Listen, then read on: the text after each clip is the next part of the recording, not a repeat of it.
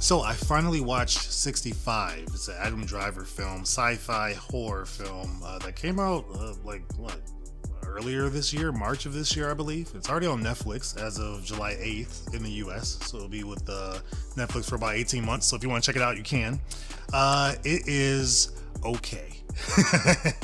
It's one of those sci-fi films where it's like, oh, this should have been on the Sci-Fi Channel, but it's also a little bit too good for Sci-Fi Channel. I know they've gotten better with their TV shows and things, but their movies still can be kind of hit or miss.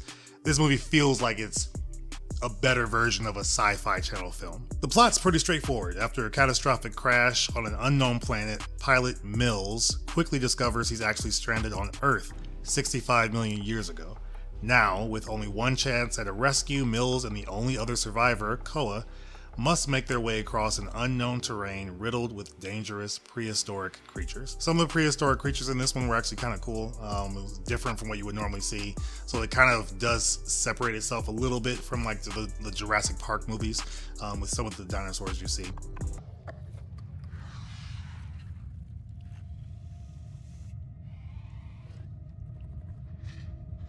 But some of them aren't very well rendered in this movie. Like it's very clear that a lot of things you see on the screen are not there.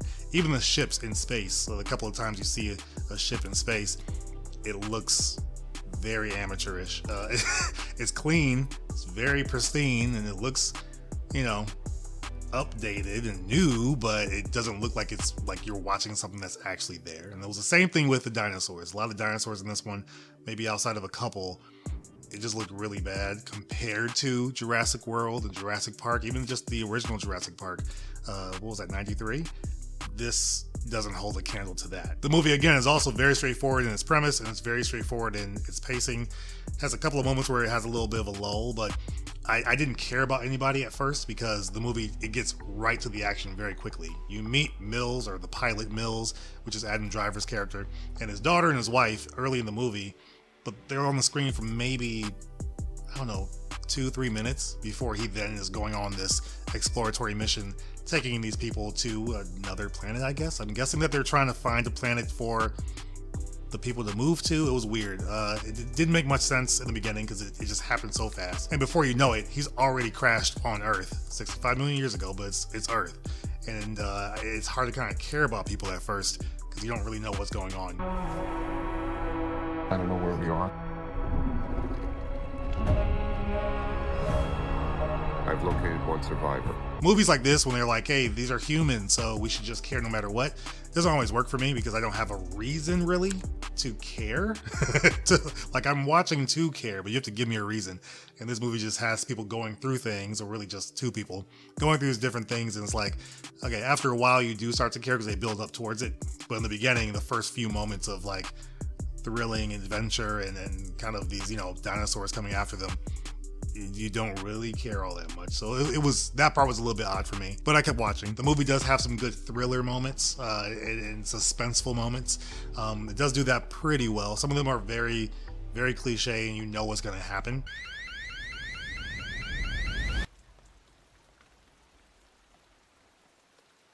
But some of the jump scares also kind of help. So that's more or less what kept me watching, to see how they'll be a little bit more creative with that as the movie went. Also at the end, they try to do something a little bit different with this continuation of the movie through the credits that I thought was cool, but then it just kind of ends. And I thought they would do more with it and show a little bit more and make it a little bit more engaging, but it doesn't. It did like maybe 3 or 4 additional scenes, and that was pretty much it. But I like how this movie used the final demise of the dinosaurs as a plot point in this film. Like it was another aspect to the story that pushes the characters along to get off the planet.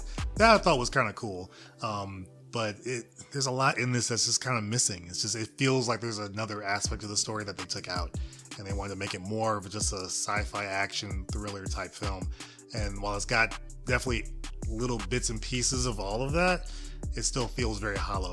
And again, it feels like a sci-fi, maybe an early 2000s sci-fi movie that had a really big budget. Maybe like a couple better directors involved to get this off the ground. But definitely feels like something's missing. Doesn't necessarily feel like studio involvement causing it to be bad. Just the story itself not really being that fulfilling where you should watch this movie. If you have time, it's on Netflix again in the US.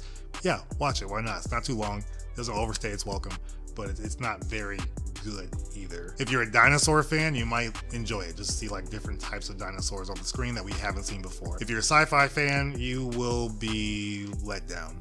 That's really mostly how this goes. I'm gonna get home. Oh, family. Ready?